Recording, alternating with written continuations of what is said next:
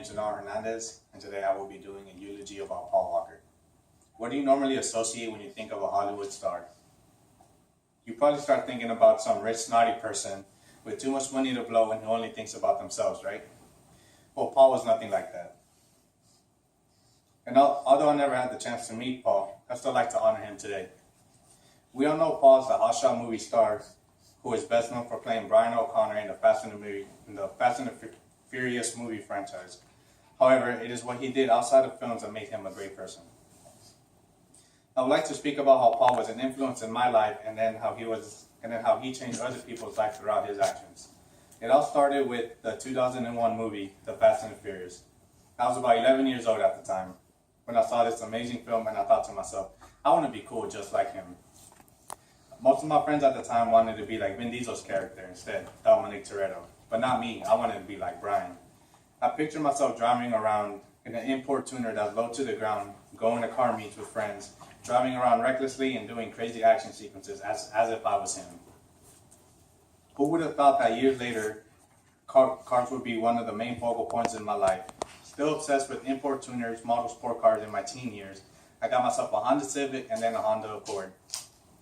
And of course, they had to be with a manual transmission, so I could replicate those amazing shifting scenes from the movies. By doing so, I also started attending car meets, where I ended up meeting some of my best friends today. I never knew at such a young age that a movie character would impact my life so much. However, this isn't what made Paul a great human being. Paul was the silent type who didn't like to be in the paparazzi spotlight, gossip blogs, and he sure didn't like to take credit for anything. His actions were always silent and often went unknown unless you heard it from somebody else. Reach Out Worldwide is a charity that he started to provide immediate aid for natural disasters. He would also stand out in Oklahoma heat after it was devastated by a series of tornadoes just to help rebuild buildings.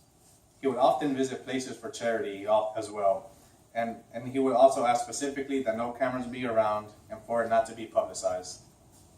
Or what about the time he was walking around in the streets of LA and he saw a drummer performing in the streets to raise money for his daughter's hospital bills?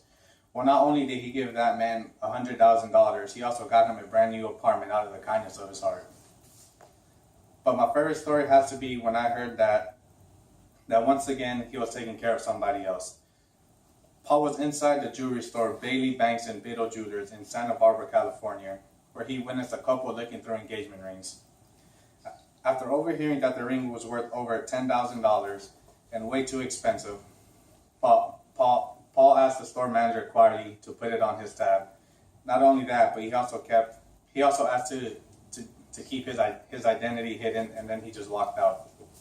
Doing all these charitable things and not taking credit is the act of a true angel. When I heard that he had passed away in a fiery car accident, it crushed my heart.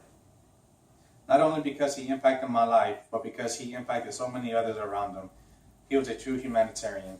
But as sad as we are about his passing, let us remember one of his wishes. If one day speed kills me, do not cry, because I was smiling. Rest in peace, my friend.